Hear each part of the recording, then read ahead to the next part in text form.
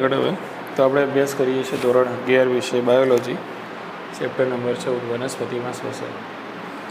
તો કાલે આપણે શ્વસનમાં જે મુદ્દાની શરૂઆત કરી એ હતું જારક શ્વસન. બરાબર. જારક શ્વસન એટલે કે જેમાં ગ્લુકોઝનું શું થઈ શકે, સંપૂર્ણ ઓક્સિડેશન થઈ શકે. એટલે ગ્લુકોઝનું તમારે સંપૂર્ણ ઓક્સિડેશન કરવું હોય તો જારક શ્વસનની જરૂરિયાત પડે. ગ્લુકોઝનું સંપૂર્ણ ઓક્સિડેશન થાય એટલે કે ઓક્સિજનની હાજરીમાં તો છૂટું પડે શું, કાર્બન ડાયોક્સાઇડ, પાણી અને ઉર્જા મુક્ત થશે. એ ઉર્જાનો ઉપયોગ કરીને આપણે એટીપી છે એનું સંશ્લેષણ કરવાનું છે.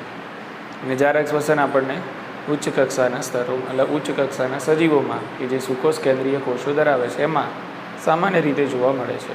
જારક શ્વસનનું સ્થાન તો કણાભસૂત્ર.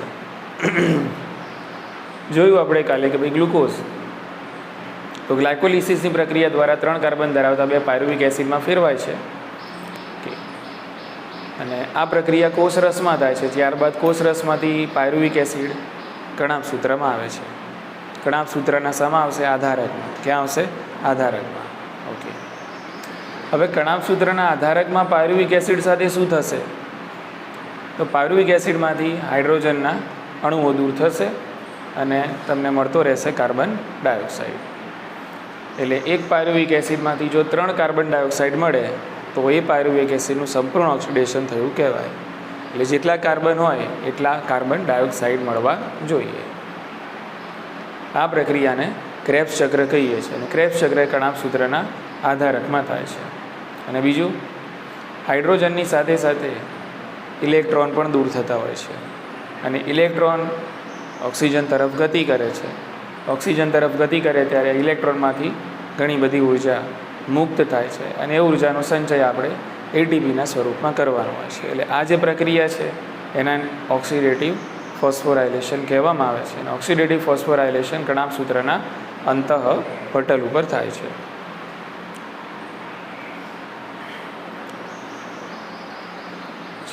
હવે આપણે ક્રેબ્સ ચક્રમાં પ્રવેશ કરવાનો છે. એટલે કે આ કણાભસૂત્રમાં સૌથી પહેલાં ક્રેબ્સ ચક્રની વાત કરીશું. તો ક્રેબ્સ ચક્રમાં પાયરુવિક એસિડ પ્રવેશે એના પહેલાં પાયરુવિક એસિડનું ઓક્સિડેટિવ ડીકાર્બોક્સાઇલેશન થાય છે. અને એમાં પાયરુવેટ ડીહાઇડ્રોજિનેઝ ઉત્સેચક છે. આ પ્રક્રિયામાં ઉત્સેચક તરીકે કાર્ય કરે છે, જેમાં NAD+ અને કોએન્ઝાઇમ એ સહ ઉત્સેચકો તરીકે કાર્ય કરે છે. અને મળે છે શું? એસિટાઇલ કોએન્ઝાઇમે જે 2 કાર્બન ધરાવે છે. કાર્બન ડાયોક્સાઇડ છૂટો પડે છે અને આ જે NAD છે એનું રિડક્શન થઈને આપણને NaDH2 મળે છે. બરાબર. એટલે પાયરુવિક એસિડ ક્રેબ્સ ચક્રમાં પ્રવેશ નથી કરતો, પણ ક્રેબ્સ ચક્રમાં પ્રવેશ કરતાં પહેલાં પાયરુવિક એસિડનું એસિટાઇલ કોએન્ઝાઇમેમાં રૂપાંતરણ થાય છે. અને એસિટાઇલ કોએન્ઝાઇમે પછી ક્રેબ્સ ચક્રમાં પ્રવેશ કરે છે. ક્રેબ્સ ચક્ર શું છે? તો ક્રેબ્સ ચક્ર આ એસિટાઇલ કોએન્ઝાઇમેનું સંપૂર્ણ ઓક્સિડેશન કરતું એક ચક્ર છે. એટલે અહીંયા આપણે ક્રેબ્સ ચક્રમાં ભણ્યા કે એસિટાઇલ કોએન્ઝાઇમ એ ક્રેબ્સ ચક્રમાં પ્રવેશ કરશે તો 2 કાર્બન એસિટાઇલ કોએન્ઝાઇમ ધરાવે છે. તો એ ચક્રમાં 2 કાર્બન ડાયોક્સાઇડ જો છૂટા પડતા હોય તો પણ એસિટાઇલ કોએન્ઝાઇમ એનું સંપૂર્ણ ઓક્સિડેશન થયું કહેવાય. ક્રેબ્સ ચક્રના બીજા અલગ અલગ નામ. અને ક્રેબ્સ ચક્ર કેમ કીધું? તો હાન્સ ક્રેબ્સ નામના વૈજ્ઞાનિકે 1937માં આની શોધ કરી હતી આ ચક્રની, એટલે આને ક્રેબ્સ ચક્ર કીધું. બીજું આનું નામ TCA ચક્ર, ટ્રાય કાર્બોક્સિલિક એસિડ ચક્ર. બરાબર કે તો ટ્રાય કાર્બોક્સિલિક એસિડ ચક્ર એટલા માટે કહીએ છીએ કારણ કે આ ચક્રમાં જે એસિડ બની રહ્યા છે આ બધા એસિડની અંદર કાર્બોક્સિલ સમૂહની સંખ્યા 3 હોય છે. એટલા માટે આ ચક્ર કયું કહેવાય છે? ટ્રાય કાર્બોક્સિલ એસિડ ચક્ર. ત્રીજું એને સાઇટ્રિક એસિડ ચક્ર પણ કહે છે. કેમ? કારણ કે ચક્રમાં સૌપ્રથમ નિપજ સાઇટ્રિક એસિડ બને છે, તેથી આ ચક્રને સાઇટ્રિક એસિડ પણ કહે છે. એસિટાઇલ કોએન્ઝાઇમ એ પહેલેથી જ ક્રેબ્સ ચક્રમાં હાજર 4 કાર્બનયુક્ત ઓક્ઝેલો એસિડિક એસિડ સાથે સંયોજાય છે. પાણીનો અણુ ઉમેરાય છે અને સાઇટ્રિક એસિડ સિન્થેટેઝ ઉત્સેચકની મદદથી સાઇટ્રિક એસિડ મળે છે કે જે 6 કાર્બન ધરાવે છે. સમજાય છે બધાને? ચલો, આ સાઇટ્રિક એસિડ છે એનું C-સેકોનિટિક એસિડમાં રૂપાંતરણ થાય છે. પાણીનો અણુ બહાર નીકળે છે. C-સેકોનિટિક એસિડનું આઇસોસાઇટ્રિક એસિડમાં રૂપાંતરણ થાય છે. પાણીનું અંદર જાય છે. આ બંને પ્રક્રિયા માટે જરૂરી છે એકોનિટેઝ ઉત્સેચક. આઇસોસાઇટ્રિક એસિડનું ડિહાઇડ્રોજિનેશન થશે. ડિહાઇડ્રોજિનેશન થશે એટલે આઇસોસાઇટ્રિક એસિડમાંથી નીકળેલા જે હાઇડ્રોજન છે એ ગ્રહણ કરશે NAD+ અને એનું NADH2 બનશે અને તમને મળશે ઓક્ઝેલો સક્સિનિક એસિડ. ઓક્ઝેલો સક્સિનિક એસિડ કેટલા 6 કાર્બન ધરાવે છે, જેનું થશે ડીકાર્બોક્ઝાઇલેશન. ડીકાર્બોક્ઝાઇલેજ ઉત્સેચકની મદદથી એટલે આમાંથી એક કાર્બન ડાયોક્સાઇડનો અણુ બહાર નીકળશે. એટલે હવે પછીનો જે એસિડ મળવાનો એમાં અહીંયા 6 કાર્બન હતા, તો હવે પછીના એસિડમાં 5 કાર્બન થઈ જશે. આનું નામ આલ્ફા કીટોગ્લુટેરિક એસિડ.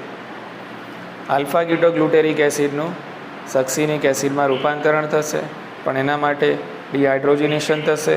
છૂટા પડેલા H+ છે NAD દ્વારા ગ્રહણ કરીને NADH2માં રૂપાંતરણ પામશે અને કાર્બન ડાયોક્સાઇડ છૂટો પડશે અને GDPમાં રૂપાંતરણ થશે અને ADPનું ATPમાં. એટલે આ તબક્કે એક ATPનું સંશ્લેષણ થાય છે.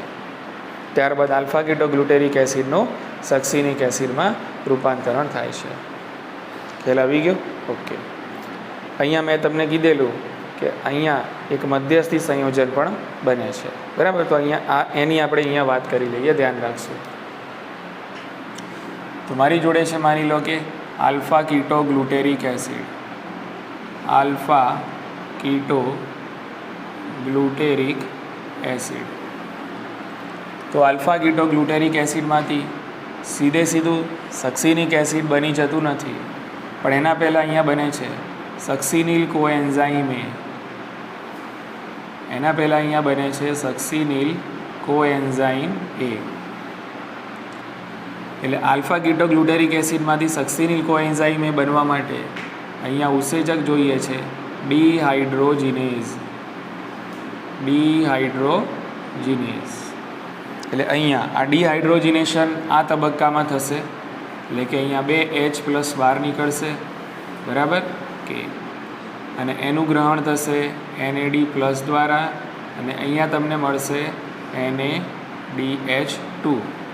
આ જ પ્રક્રિયા મેં અહીંયા લખી, કંઈ નવું નથી લખ્યું. ખ્યાલ આવી ગયો કે? બીજું અહીંયા કાર્બન ડાયોક્સાઇડ પણ બહાર નીકળશે. એટલે આ બે પ્રક્રિયાઓ થશે એટલે આલ્ફા કીટોગ્લુટેરિક એસિડમાંથી શું બની ગયું? સક્સિનિલ કોએન્ઝાઇમ A. બરાબર? ઓકે. હવે કોએન્ઝાઇમ A ક્યાંથી આવ્યો? તો આ પ્રક્રિયાની અંદર આ જે પ્રક્રિયા છે એમાં, બરાબર, કોએન્ઝાઇમ A ઉમેરાય છે. આટલી ખબર પડી ગઈ? હવે આ સક્સિનિલ કોએન્ઝાઇમ એની અંદર થઈ ગયા કેટલા કાર્બન? 4 કાર્બન. આમાં કેટલા હતા? 5. સક્સિનિલ કોએન્ઝાઇમમાં કેટલા થઈ ગયા? 4 કાર્બન. અને હવે આ જે તબક્કો છે અહીંયા થશે.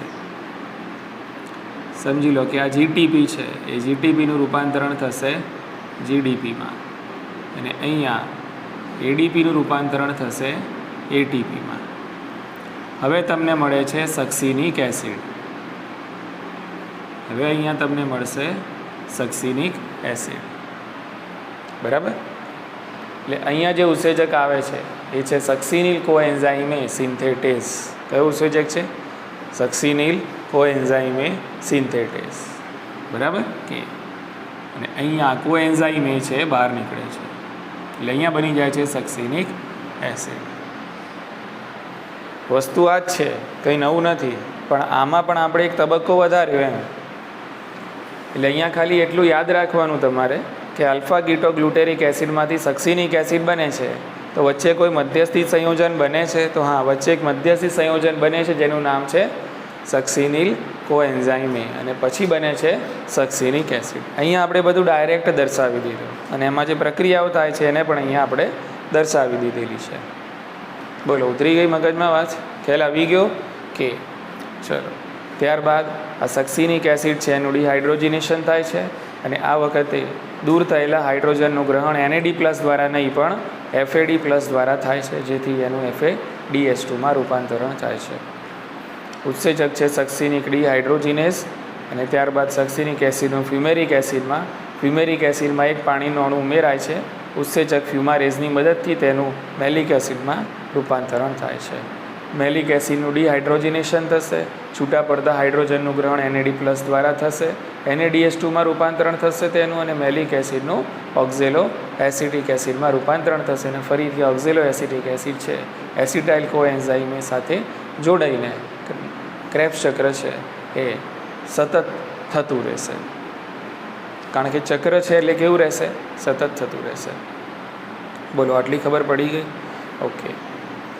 તો કાલે આપણે વાત કરી હતી એ પ્રમાણે કેટલા એસિડ 6 કાર્બન ધરાવે છે, કેટલા 5 કાર્બનવાળા છે અને કેટલા 4 કાર્બનવાળા ક્રેબ્સ ચક્રની અંદર સંશ્લેષણ થાય છે, એ એક તો ધ્યાન રાખવાનું છે.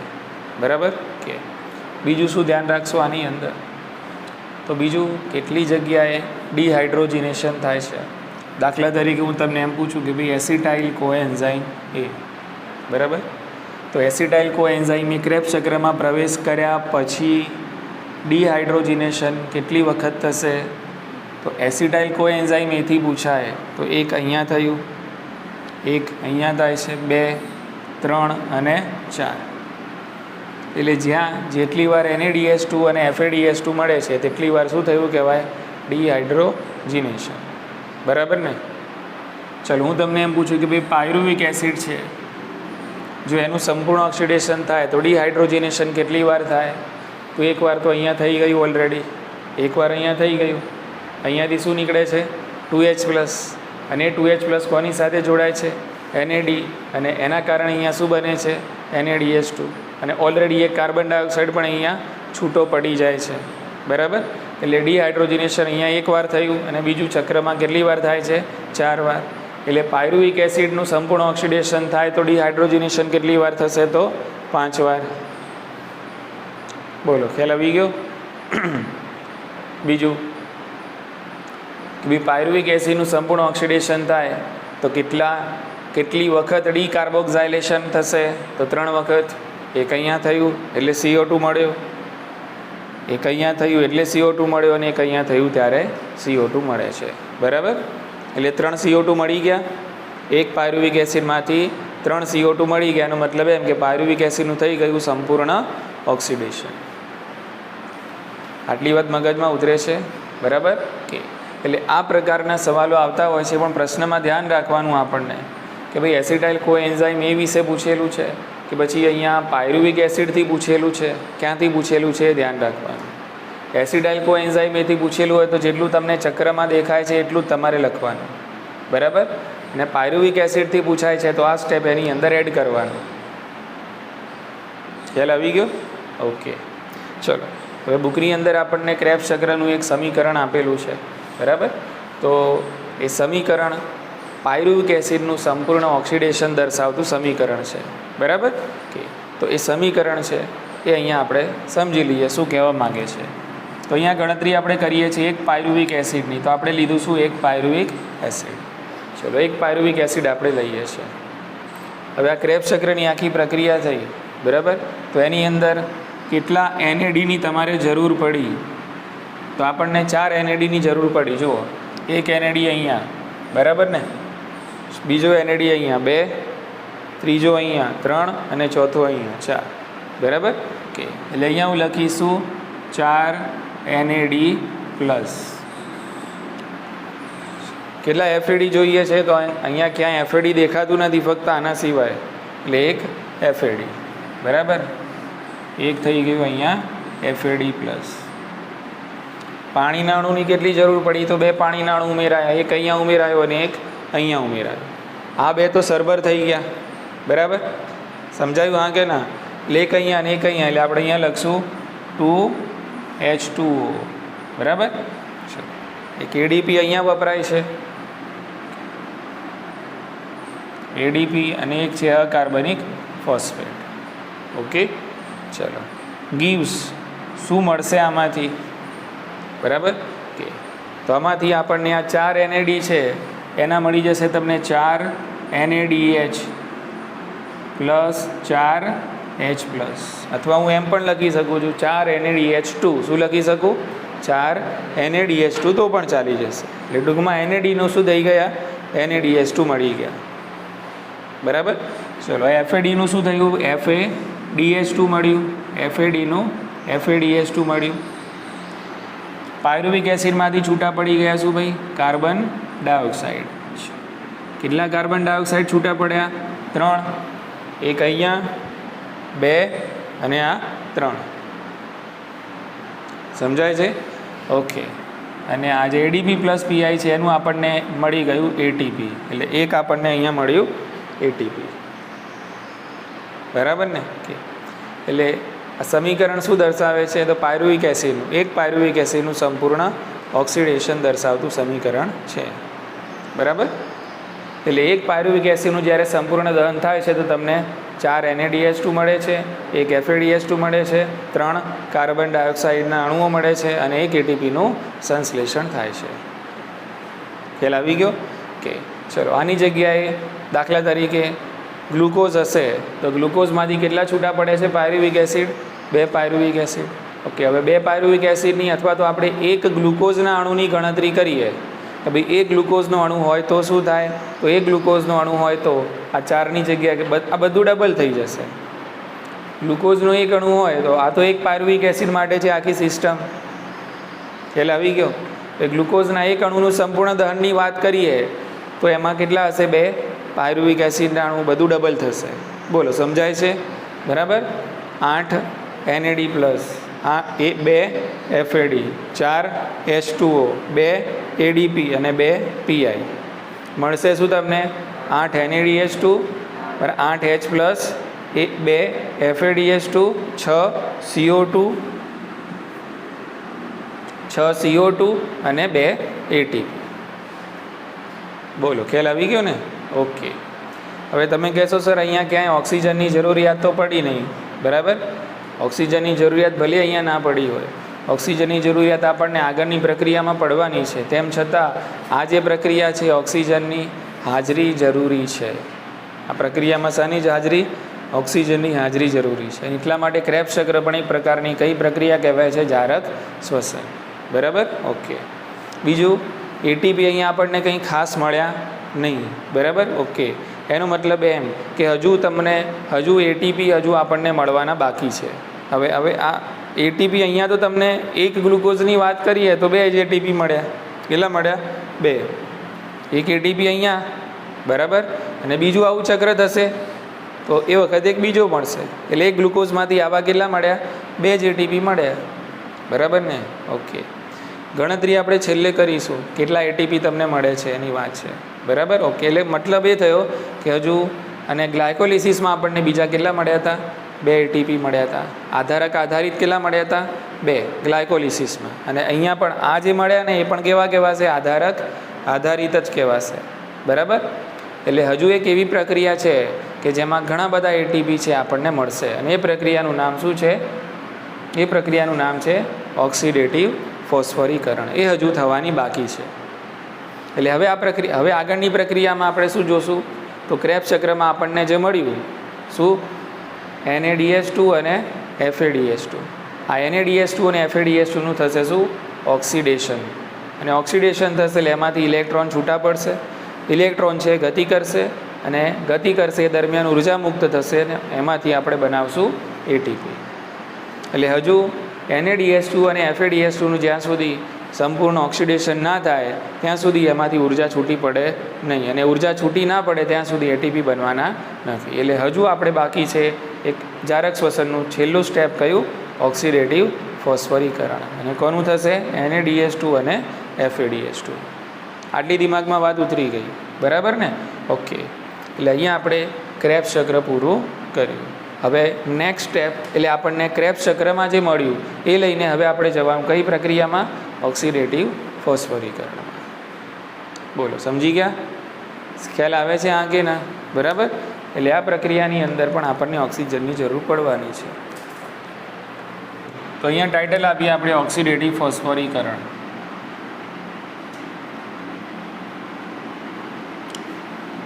ઓક્સિડેટિવ ફોસ્ફોરીકરણ.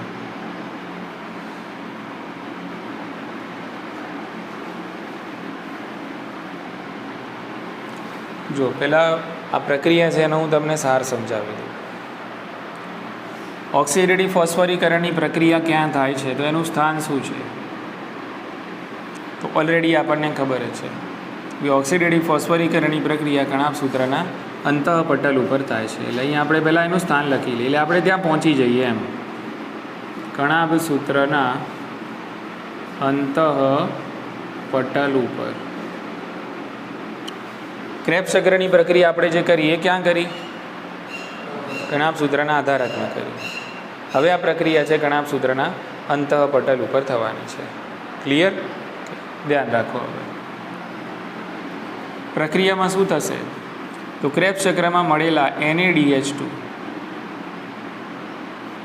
અને FaDH2 NaDH2 અને FaDH2 છે એનું ઓક્સિડેશન થશે.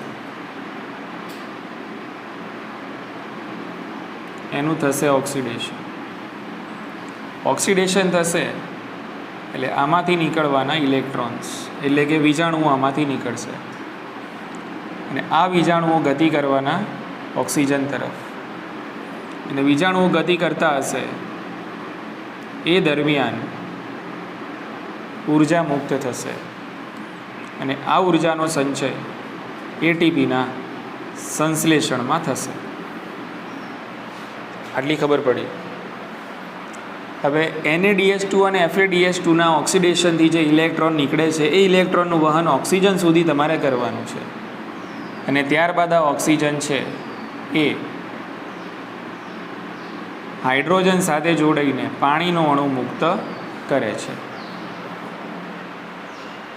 બોલો સમજાયું? હા કે ના? બરાબર. એટલે ઓક્સિજન સુધી ઇલેક્ટ્રોનને પહોંચાડવાના છે. તો ઓક્સિજન સુધી ઇલેક્ટ્રોનને પહોંચાડવા માટે વચ્ચે વીજાણુ વાહકોની જરૂર પડે છે અને એ વીજાણુ વાહકો ભેગા મળીને એક સુઆયોજિત તંત્ર બનાવે છે જેને આપણે કહીએ છીએ વીજાણુ પરિવહન તંત્ર. પ્રકાશ સંશ્લેષણમાં પણ આપણે ભણી ગયા વીજાણુ પરિવહન તંત્ર. બરાબર. એટલે આ ઇલેક્ટ્રોન જે NaDH2 અને FaDH2માંથી નીકળે છે એ એક પછી એક વીજાણુ વાહકોને મળતા રહેશે. NaDH2 અને FaDH2માંથી નીકળતા ઇલેક્ટ્રોન એક પછી એક વીજાણુ વાહકોમાં સ્થળાંતરિત થતા રહેશે. એટલે આ બધા શું થશે? ઇલેક્ટ્રોન માટેના વાહકો, કેરિયર થશે. શું થશે? કેરિયર. અને છેલ્લે અહીંયાથી ઇલેક્ટ્રોન કોને મળી જશે? ઓક્સિજનને. ખ્યાલ આવી ગયો? બોલો સમજ પડી ગઈ? અને એક વાહકમાંથી બીજા વાહકમાં, બીજામાંથી ત્રીજા, ત્રીજામાંથી ચોથા વાહકમાં જ્યારે ઇલેક્ટ્રોનનું સ્થળાંતરણ થતું હશે ત્યારે એમાંથી ઉર્જા મુક્ત થશે અને આ ઉર્જાનો ઉપયોગ એટીપીના સંશ્લેષણમાં કરવામાં આવશે. એટલે આ વીજાણુ વાહકોથી જે તંત્ર બનશે એને આપણે કહીએ છીએ વીજાણુ પરિવહન તંત્ર. શું કહીશું આપણે આને? વીજાણુ પરિવહન તંત્ર. અંગ્રેજીમાં આપણે આને ETS કહીએ છીએ, ઇલેક્ટ્રોન ટ્રાન્સપોર્ટ સિસ્ટમ, અથવા તો ETC પણ કહેવાય છે, electron transport chain. Electron transport chain અથવા ઇલેક્ટ્રોન ટ્રાન્સપોર્ટ સિસ્ટમ.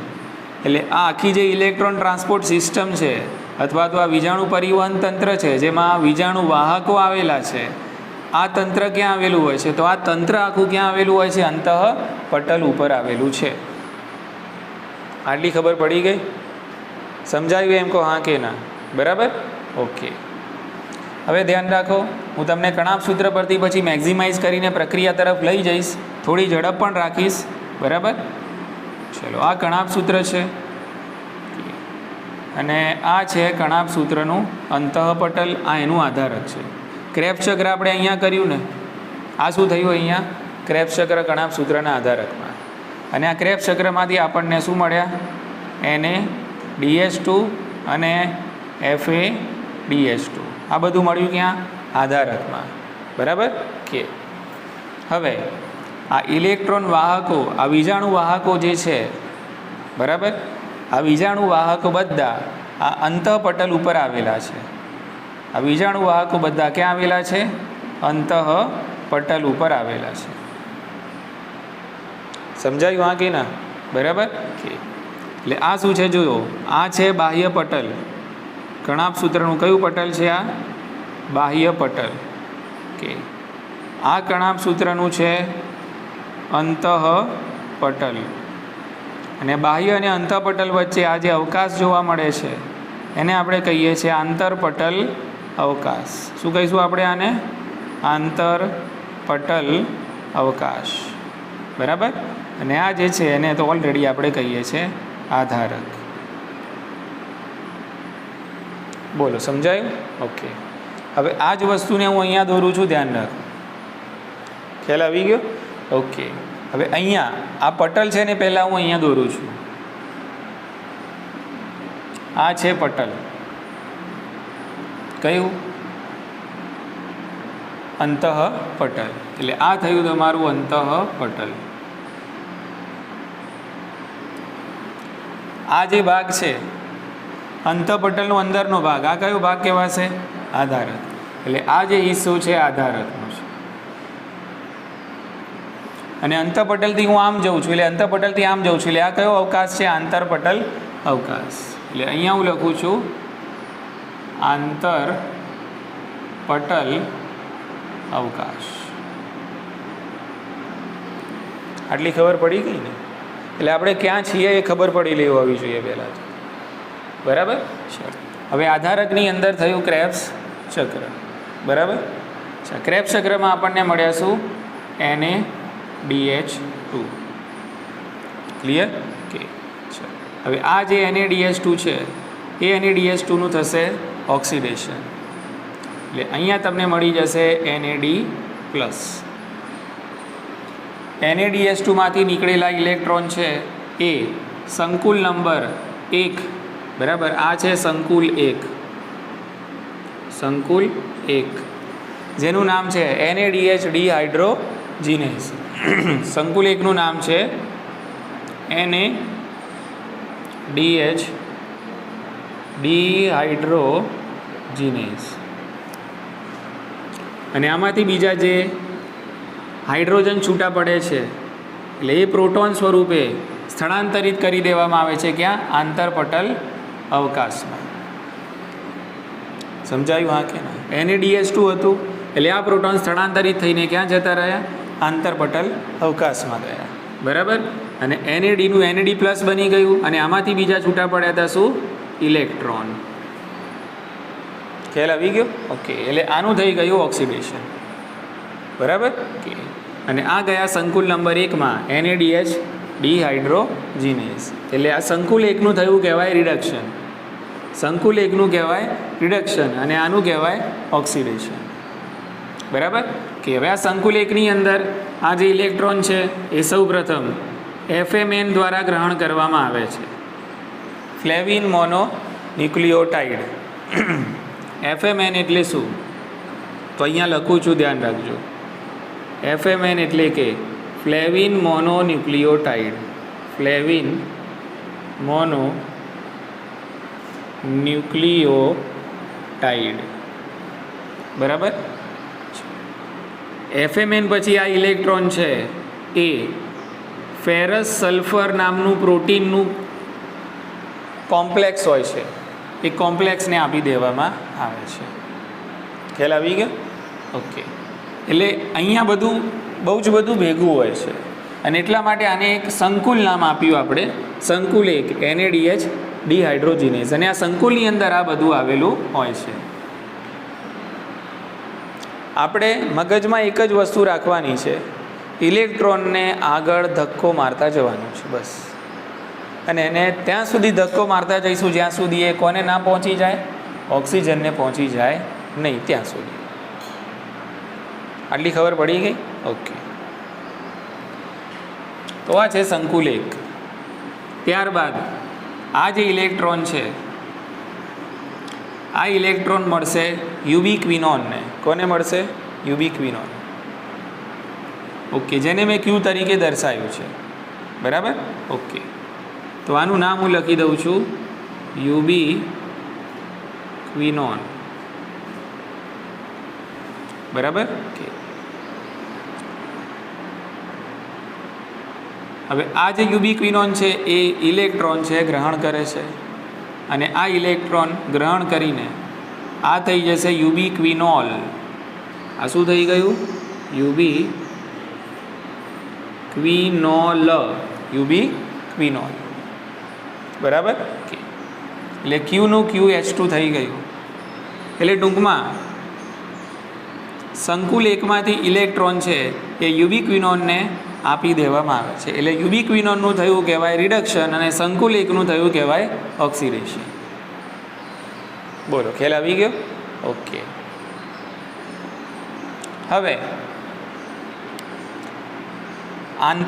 હવે આ જે અંતઃપટલ છે એના ઉપર એક બીજું સંકુલ અહીંયા આવેલું હોય છે જેને કીધું છે સંકુલ 2. અહીંયા સમજજો, સંકુલ 2. અને આ સંકુલ 2 નું નામ છે સક્સિનેટ ડિહાઇડ્રોજિનેઝ. સક્સિનેટ ડિહાઇડ્રોજિનેઝ.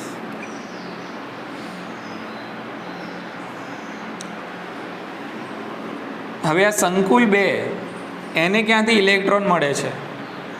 તો આ સંકુલ 2 ને ઇલેક્ટ્રોન મળવાના છે. ક્રેબ્સ ચક્રમાં આપણે એક પ્રક્રિયા જોઈ, તમને યાદ હોય તો એક સ્ટેપ આપણે ક્રેબ્સ ચક્રમાં જોયું, અને એ સ્ટેપની અંદર શું થતું હતું? તો એ સ્ટેપની અંદર સક્સિનિક એસિડનું રૂપાંતરણ થતું હતું ફ્યુમેરિક એસિડમાં. ફ્યુમેરિક એસિડમાં સક્સિનિક એસિડનું ફ્યુમેરિક એસિડમાં રૂપાંતરણ થતું હતું. અને આમાંથી નીકળતા હતા, અને એ વખતે આમાંથી નીકળતા હતા હાઇડ્રોજન, ડિહાઇડ્રોજિનેશન થતું હતું, અને સાથે સાથે ઇલેક્ટ્રોન પણ નીકળતા હતા. બરાબર, ઓકે. એટલે અહીંયા આપણે જોયું કે અહીંયા બનતું હતું શું? તો અહીંયા આપણને FAD+ છે એમાંથી તૈયાર થઈને મળતું હતું FADH2. આ એક સ્ટેપ જોયું ને આપણે. ક્રેબ્સ ચક્રમાં એક જ એવું સ્થાન હતું કે જ્યાં શું મળતું હતું આપણને? FADH2. કે અહીંયા તો આપણે કોની એન્ટ્રી કરાવી? NADH2. બરાબર, ઓકે. હવે અહીંયા એન્ટ્રી કરાવવાની કોની બાકી રહી? FADH2ની. તો FADH2ની એન્ટ્રી અહીંયા થશે, સીધી ક્યાં થશે? સંકુલ 2માં. ખ્યાલ આવી ગયો? કે એટલે આ FADH2નું પણ આવું જ થશે. એટલે આ પ્રક્રિયા દરમિયાન શું મળ્યું હતું?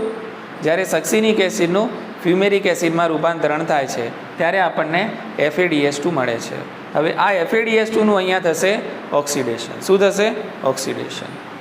બરાબર, કે તો FADH2નું ઓક્સિડેશન થશે એટલે અહીંયા તમને પાછું મળી જશે FAD+. બરાબર ને? ઓકે. હવે એમાંથી ઇલેક્ટ્રોન છે એ સ્થળાંતરિત થવાના FeS સંકુલમાં, ફેરસ સલ્ફેસ પ્રોટીનનું એક સંકુલ છે. બરાબર, એની અંદર. અને આ ઇલેક્ટ્રોન પાછા જવાના કોને મળવાના? યુબિક્વિનોનને. બરાબર, અને આ યુબિક્વિનોન છે એનું બની જશે QH2, એટલે કે યુબિક્વિનોલ. બોલો, આટલી ખબર પડી ગઈ? ઓકે. એટલે અહીંયાથી આપણે એન્ટ્રી કરાવી કોની? NADH2ની. અહીંયાથી કરાવી કોની? FADH2ની. બરાબર, એટલે સંકુલ 1 છે એ કોના ઇલેક્ટ્રોન છે એને સ્થળાંતરિત કરે છે, અને સંકુલ 2 છે એ કોના ઇલેક્ટ્રોનને સ્થળાંતરિત કરે છે, એ ધ્યાન રાખવાનું છે. એટલે સંકુલ 1 છે એ NADH2 છે એના ઇલેક્ટ્રોન છે એને સ્થળાંતરિત કરે છે, જ્યારે સંકુલ 2 છે એ FADH2ના ઇલેક્ટ્રોન છે એને સ્થળાંતરિત કરે છે. બરાબર, એટલે ટૂંકમાં NADH2ને ઓક્સિડેટિવ ફોસ્ફરીકરણમાં એન્ટ્રી લેવી હોય તો એના માટે સંકુલ 1 છે, અને FADH2ને સંકુલ નંબર 1માં એન્ટ્રી લેવી હોય તેના માટે સંકુલ નંબર 2 છે. આટલી ખબર પડી ગઈ? કે ભાઈ બંને સંકુલે ગ્રહણ કરેલા ઇલેક્ટ્રોન છે કોના તરફ સ્થળાંતરિત થશે? યુબિક્વિનોન તરફ સ્થળાંતરિત થશે. ખ્યાલ આવી ગયો? કે અને યુબિક્વિનોન છે એ પોતાના ઇલેક્ટ્રોન હવે કોને સ્થળાંતરિત કરશે? તો એ સ્થળાંતરિત કરશે સંકુલ નંબર 3. સંકુલ નંબર 3. ખ્યાલ આવી ગયો? ચલો, અહીંયાથી પણ ઇલેક્ટ્રોન અહીંયા આવવાના, અહીંયાથી પણ ઇલેક્ટ્રોન છે અહીંયા આવવાના. ખ્યાલ આવી ગયો? ઓકે. ઇલેક્ટ્રોન માટે જરા આપણે અહીંયા ડ્રો કરીએ છીએ. આ ઇલેક્ટ્રોન અહીંયા આવે છે, ઇલેક્ટ્રોન અહીંયા આવે છે, અને આ જે પ્રોટોન છે એ પ્રોટોન અહીંયા ગતિ કરીને આવી જાય છે ક્યાં? આંતરપટલ અવકાશમાં. ઉતરી ગઈ મગજમાં વાત? એટલે વળી પાછું આ QH2નું શું બની જશે? Q. અહીંયા પણ આ QH2નું વળી પાછું બની જશે Q. એટલે યુબિક્વિનોલ છે એનું પાછું થઈ ગયું શું? ઓક્સિડેશન. એટલે એનું બની ગયું યુબિક્વિનોન. શું બની ગયું પાછું? યુબિક્વિનોન. સેટ થાય છે ને મુદ્દો? સરળ પ્રક્રિયા છે, કન્ફ્યુઝ થવાની કોઈ જરૂર નથી આમાં, બરાબર ને? ઓકે, એટલે આ પ્રોટોન હતા એ અહીંયા સ્થળાંતરિત થઈ ગયા, પ્રોટોન ગયા આંતરપટલ અવકાશમાં. એટલે પ્રોટોન અહીંયા જઈ રહ્યા છે, જુઓ તમે, પ્રોટોન અહીંયા જઈ રહ્યા છે. એટલે આંતરપટલ અવકાશમાં ધીમે ધીમે આ જે પ્રોટોનનું સંકેન્દ્રણ છે એ વધી રહ્યું છે, બરાબર ને? ઓકે, અને આ પ્રોટોનને જે ધક્કો વાગે છે, પ્રોટોનને જે ધક્કો વાગી રહ્યો છે અહીંયા, એનું કારણ છે કે ઇલેક્ટ્રોનનું સ્થળાંતરણ થઈ રહ્યું છે. એટલા માટે પ્રોટોનને સાથે સાથે શું વાગી રહ્યો છે? ધક્કો વાગી રહ્યો છે. આટલી ખબર પડી ગઈ? ઓકે, હવે આ યુબિક્વિનોન છે એ ઇલેક્ટ્રોનનું સ્થળાંતરણ કરશે સંકુલ નંબર 3, અને સંકુલ નંબર 3 છે એનું નામ છે સાયટોક્રોમ BC1. Cytochrome BC1. બોલો, ખ્યાલ આવી ગયો? ઓકે, એટલે આ ઇલેક્ટ્રોન જે યુબિક્વિનોન દ્વારા સંકુલ નંબર 3 ને મળે છે એ સૌપ્રથમ સાયટોક્રોમ બીને મળશે.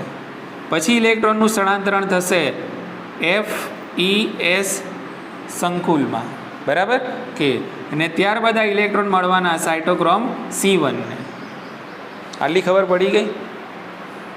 યુબિક્વિનોન બંને બાજુથી ખ્યાલ આવે છે કે નહીં? ઇલેક્ટ્રોન અહીંયાથી બી આવશે, ઇલેક્ટ્રોન અહીંયાથી બી આવશે, પણ સંકુલ નંબર 3માં ઇલેક્ટ્રોન લાવશે કોણ? યુબિક્વિનોન, બરાબર ને? ઓકે, તો એ યુબિક્વિનોન દ્વારા ઇલેક્ટ્રોનનું સ્થળાંતરણ થશે અને ઇલેક્ટ્રોન જશે સંકુલ નંબર 3માં. સંકુલ નંબર 3ની અંદર આપણને આ સિસ્ટમ બતાવેલી છે. એટલે કે આખું આ જે સંકુલ છે એને ભેગું તમે કહી શકો સાયટોક્રોમ BC1. એટલે ઇલેક્ટ્રોન પહેલાં કોને મળશે? સાયટોક્રોમ બીને મળશે. ત્યારબાદ સ્થળાંતરિત થશે ક્યાં? ફેરસ, સલ્ફર, પ્રોટીન સંકુલમાં. ત્યારબાદ થશે સાયટોક્રોમ C1માં.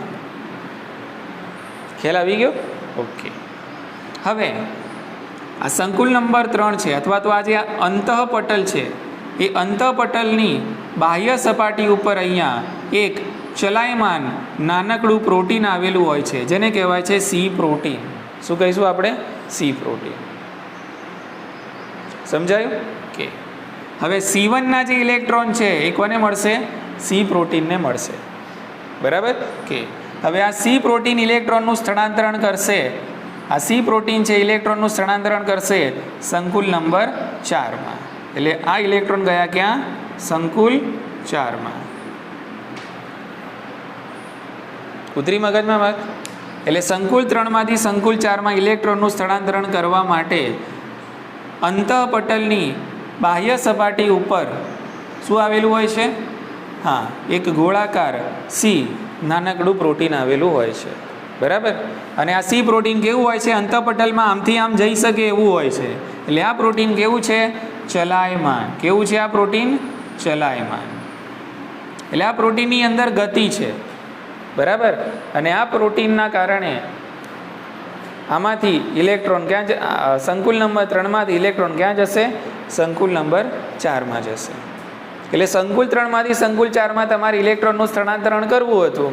એટલે એ જે ઇલેક્ટ્રોનનું સ્થળાંતરણ કર્યું એના માટે તમે આ ચલાયમાન પ્રોટીનનો સહારો લીધો અને આ પ્રોટીન અંતઃપટલની બાહ્ય સપાટી પર આવેલું છે. આ પૂછાય છે, અંતઃપટલની બાહ્ય સપાટી પર આવેલું છે અને આ કેવું છે? ચલાયમાન છે.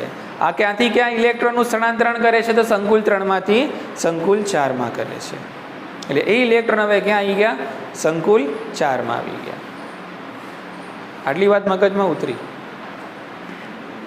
ચાલો, હવે આ સંકુલ 4ની અંદર આવા આ સંકુલ 4 છે એનું નામ શું છે એ લખી દઈએ અહીંયા. સંકુલ 4નું નામ છે સાયટોક્રોમ C ઓક્સિડેઝ. Cytochrome C ઓક્સિડેઝ. એટલે તમે જોયું આ બધા જ સંકુલ આવેલા છે અંતઃપટલ ઉપર. ક્યાં આવેલા છે? અંતઃપટલ ઉપર. અને આપણને એવું જ લાગે છે કે ભાઈ એક પછી એક 1 by 1 સંકુલની અંદર ઇલેક્ટ્રોનનું સ્થળાંતરણ થઈ રહ્યું છે. અને જેમ જેમ ઇલેક્ટ્રોનનું સ્થળાંતરણ થઈ રહ્યું છે એમ એમાંથી પ્રોટોન છે એનું પણ સ્થળાંતરણ થઈને પ્રોટોન આંતરપટલ અવકાશની અંદર ધીમે ધીમે વધી રહ્યા છે. આટલી ખબર પડી? ઓકે, હવે આ C જે છે એ ઇલેક્ટ્રોન સંકુલ નંબર 4ને આપે છે. હવે સંકુલ નંબર 4ની રચના થોડી સમજવા જેવી છે. તો સંકુલ નંબર 4 છે એમાં 2 કોપરના કેન્દ્રો આવેલા હોય છે, બરાબર. આને કહેવાય કોપર કેન્દ્ર A અને એક બીજું છે આને કહેવાય કોપર કેન્દ્ર B. આ પૂછાય છે નીટ માટે IMP, બરાબર. કે એ સંકુલ નંબર 4 કોપર કેન્દ્રો ધરાવે છે. એક તો એ યાદ રાખવાનું, અને કેટલા કોપર કેન્દ્રો? 2 કોપર કેન્દ્રો આવેલા હોય છે. એટલે અહીંયા કોપર કેન્દ્રો આવેલા છે અહીંયા, એટલે આપણને ઇલેક્ટ્રોનનું સ્થળાંતરણ કરવા માટે અહીંયા ફેરસ સલ્ફર કોમ્પ્લેક્સની સંકુલની અહીંયા જરૂર પડશે નહીં. બાકીના બધામાં તમે જુઓ ઇલેક્ટ્રોનનું સ્થળાંતરણ કરવા માટે શાની જરૂર પડી? દરેકમાં ફેરસ સલ્ફર કોમ્પ્લેક્સની.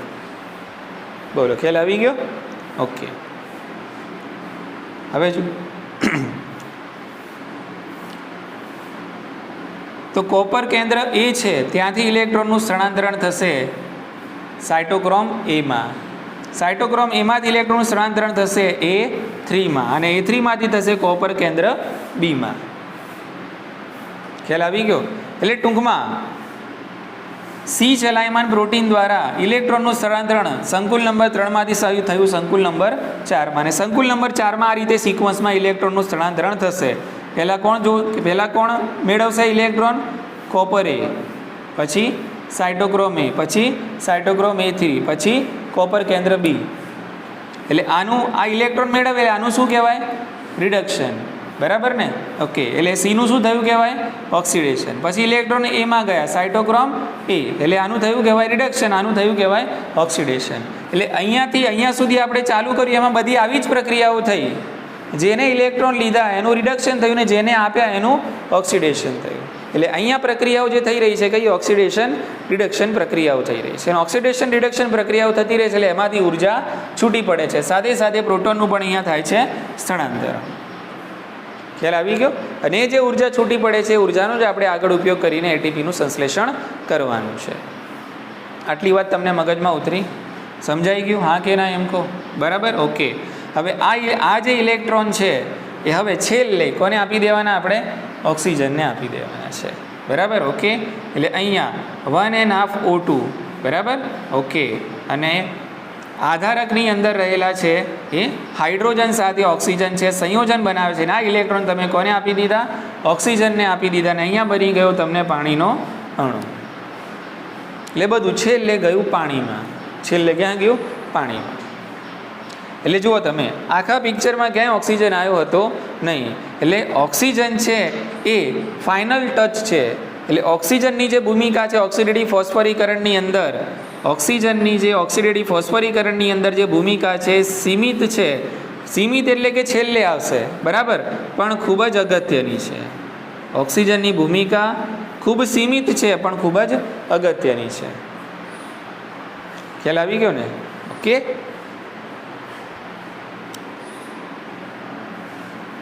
એટલે ઇલેક્ટ્રોનનું અહીંયા સ્થળાંતરણ થતું હશે એ વખતે પણ અહીંયા પ્રોટોનનું સ્થળાંતરણ થઈને પ્રોટોન આધારકમાંથી ક્યાં ગતિ કરતા હશે? આંતરપટલ અવકાશમાં ગતિ કરતા હશે. એટલે ધીરે ધીરે ધીરે આંતરપટલ અવકાશની અંદર પોઝિટિવ ચાર્જ વધશે. પોઝિટિવ ચાર્જ વધશે એટલે પ્રોટોનનું સંકેન્દ્રણ ધીમે ધીમે આંતરપટલ અવકાશમાં વધે છે. આટલી ખબર પડી ગઈ? સમજાયું હા કે ના? બરાબર ને? ઓકે. એટલે ઓક્સિજન છે એને હાઇડ્રોજનનો આખરી ગ્રાહક કહેવામાં આવે છે, અને ઓક્સિજનને જ ઇલેક્ટ્રોનનો પણ આખરી છેલ્લો ગ્રાહક કહેવામાં આવે છે. કારણ કે છેલ્લે બધું સમય ગયું ક્યાં? ઓક્સિજન, બરાબર. એટલે આ વસ્તુ ના હોત તો આ પ્રક્રિયાનો કોઈ મતલબ રહે નહીં. ક્લિયર ને? એટલે અહીંયા બધું સમય જાય છે. એટલે તમારે NaDH2 અને આ શું? NaDH2 અને આ શું? FADH2. એના જે ઇલેક્ટ્રોન અહીંયા તમને મળ્યા એટલે આ બંનેનું થયું ઓક્સિડેશન. એ ઇલેક્ટ્રોનને તમે સ્થળાંતરિત કર્યા ક્યાં સુધી? ઓક્સિજન સુધી. અને એને સ્થળાંતરિત કરવા માટે તમને અહીંયા અંતઃપટલ ઉપર આવેલા વિજાણુ વાહકોની જરૂર પડી. અને જેમ જેમ ઇલેક્ટ્રોન એકમાંથી બીજા, બીજામાંથી ત્રીજામાં આવતા જતા જશે તેમ તેમ ઉર્જા મુક્ત થતી જાય છે, બરાબર ને? અને એ ઉર્જાનો ઉપયોગ કરીને આપણે એટીપીનું સંશ્લેષણ કરવાનું છે. ક્લિયર છે? ઓકે. હવે બે મુદ્દા કહીને હું મારી વાત પૂરી કરું છું. હવે કેટલા એટીપીનું સંશ્લેષણ કઈ રીતે થાય છે એ મુદ્દાની વાત પછી કરીશ. એ આવતીકાલે કવર કરીશું આપણે. તો એટીપીનું સંશ્લેષણ કરવા માટે અહીંયા પણ એક સંકુલ આવેલું છે, બરાબર, ઓકે. અને આ સંકુલને તમે ઓળખો છો, જેમાં બે કણો આવેલા હોય છે, F0 અને F1, બરાબર, ઓકે. તો આ જે સંકુલ છે એને કહીશું સંકુલ નંબર 5, અને આ સંકુલનું નામ છે એટીપી સિન્થેઝ. આ સંકુલનું નામ શું છે? એટીપી સિન્થેઝ. અને એટીપી સિન્થેઝ દ્વારા પછી એટીપીનું સંશ્લેષણ થશે, બરાબર. એ કઈ રીતે થશે આપણે આવતીકાલે સમજીશું, બરાબર, ઓકે. પણ આટલા મુદ્દાને હું ફાઇનલ ટચ અહીંયા આપી દઉં. એટલે ઇલેક્ટ્રોન સ્થળાંતરિત થતા હશે ત્યારે ઉર્જા મુક્ત થતી જશે, બરાબર, ઓકે. અને ઉર્જા જે મુક્ત થશે એમાંથી આપણે બનાવવાના છે એટીપી, અને એના માટે આપણે ઉપયોગ કરવાના છીએ સંકુલ નંબર 5નો, બરાબર. હવે કેટલા એટીપી મળશે એનો આધાર હાઇડ્રોજન દાતા ઉપર છે. કેટલા એટીપી મળશે એનો આધાર હાઇડ્રોજન દાતા ઉપર છે. માની લો કે તમારો હાઇડ્રોજન દાતા કોણ છે? NaDH2 છે, બરાબર, ઓકે. અહીંયા લખું છું, જો આ પ્રક્રિયાની અંદર ઓક્સિડેટિવ ફોસ્ફોરીકરણની અંદર હાઇડ્રોજન દાતા કયો હશે? NaDH2 હશે. તો એક NaDH2 માંથી તમને 3 એટીપી મળશે. કેટલા મળશે? 3 એટીપી, બરાબર, કે. અને જો પ્રક્રિયામાં હાઇડ્રોજન દાતા હશે FADH2, તો એક FADH2 માંથી તમને કેટલા મળવાના? 2 એટીપી મળશે. બોલો, આટલી ખબર પડી ને? એટલે ઓક્સિડેટિવ ફોસ્ફોરીકરણની પ્રક્રિયામાં કેટલા એટીપી મળશે એનો આધાર હાઇડ્રોજન દાતા કોણ છે, કે ભાઈ NaDH2 છે કે પછી FADH2 છે. ખ્યાલ આવી ગયો કે એના ઉપર રહેલો છે. હાઇડ્રોજન દાતા જો NaDH2 હશે તો આનું ઓક્સિડેશન થઈને જે ઇલેક્ટ્રોન છૂટા પડશે એ ઇલેક્ટ્રોન જ્યારે ગતિ કરશે તો એમાંથી ઉર્જા જે મુક્ત થશે એમાંથી 3 એટીપી મળશે. અને આ જે FADH2 છે એ FADH2 હાઇડ્રોજન દાતા હશે અને એમાંથી છૂટા પડેલા જે ઇલેક્ટ્રોન જે આ રીતે ગતિ કરશે તેમાંથી તમને જે ઉર્જા મુક્ત થશે એમાંથી કેટલા એટીપી મળવાના? 2 એટીપી. એટલે કેટલા એટીપીનું સંશ્લેષણ થશે એનો આધાર હાઇડ્રોજન દાતા કોણ છે? NaDH2 છે કે FADH2 છે એના ઉપર રહેલો છે. બોલો, ખ્યાલ આવી ગયો? એટલે મોટા મોટી અહીંયા આપણે પ્રક્રિયા પૂરી થઈ ગઈ કહેવાય આમ તો કયું? ઓક્સિડેટિવ ફોસ્ફોરીકરણ, બરાબર ને? હવે આપણે આવતીકાલે જોવાનું છે શું? કે એટીપીનું સંશ્લેષણ કઈ રીતે થાય છે. આમાં એ જ સિદ્ધાંત લાગુ પડશે જે આપણે પ્રકાશ સંશ્લેષણમાં ભણ્યા હતા, કિમો ઓસ્મોટિક સિદ્ધાંત, બરાબર ને? ઓકે. તો આજે આપણે આટલું રાખીએ છીએ.